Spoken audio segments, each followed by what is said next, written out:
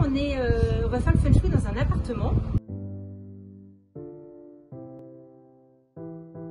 On a besoin d'avoir en fait l'énergie, savoir de quelle énergie rentre par la porte en fait de l'immeuble. Voilà.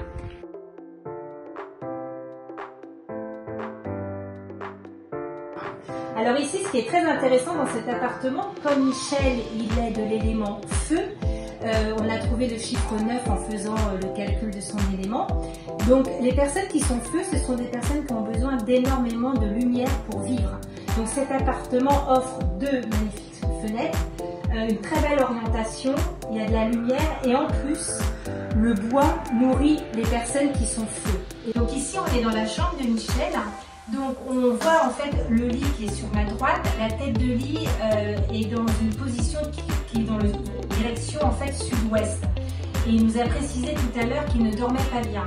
Alors ici je suis avec mon pendule et alors le pendule ça me permet de voir en fait des perturbations en géobiologie, voir s'il y a sous une maison, un appartement, s'il y a des cours d'eau. Les cours d'eau peuvent engendrer des problèmes de santé, des problèmes de fatigue, de l'énervement dans les appartements également, mais aussi dans les maisons. Alors là, je vois en fait ce que nous on appelle un grand diagonal. C'est une ligne de face. Donc je vais voir où elle commence et où elle s'arrête. Elle traverse le lit, donc ça c'est peut-être pour ça aussi qu'il dort plus. Voilà, donc là il tourne, je ne sais pas si vous voyez bien. Il tourne dans le sens inverse des aiguilles du montre. Donc là, je suis sur la diagonale, enfin le grand diagonal. Voilà. Et là, vous voyez, il tourne plus beaucoup. Et là, c'est fini. Donc là, le grand diagonal, il est là et il traverse l'appartement, enfin il traverse le lit. Donc je comprends aussi pourquoi il ne dort pas bien. Donc on va mettre la tête de lit au sud, mais on va mettre un petit peu le lit comme ça. En feng shui, on ne peut pas travailler sans plan.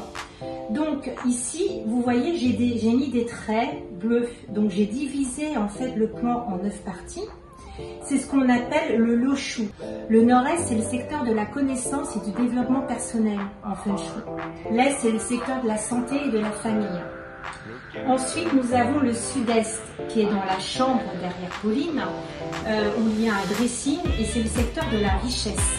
Le sud, c'est le secteur de la réputation, de l'image que l'on donne de soi. Ensuite, on a le sud-ouest, qui est le secteur du couple, de la femme et de la communication.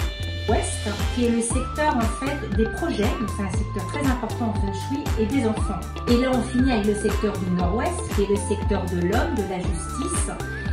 Les deux secteurs qui sont très importants ici, en tout cas pour Michel. Donc Michel, c'est un homme. Donc le secteur de l'homme en feng shui, c'est le nord-ouest. Et ici, vous voyez qu'il y a comme un manque. Donc du coup, il va falloir mettre en place ce que nous on appelle en feng shui des remèdes. Et c'est là que va intervenir les couleurs ou les matériaux pour combler en fait ce manque.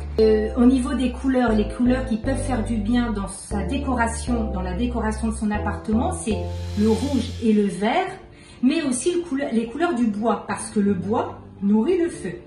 Les couleurs du bois, c'est le vert, le marron, le noir, le bleu et le mauve. Donc ce sont des couleurs qu'on va pouvoir peut-être retrouver pour que Michel se sente bien dans son appartement. Soit par de la peinture, soit par de la déco ou dans le mobilier, tout simplement.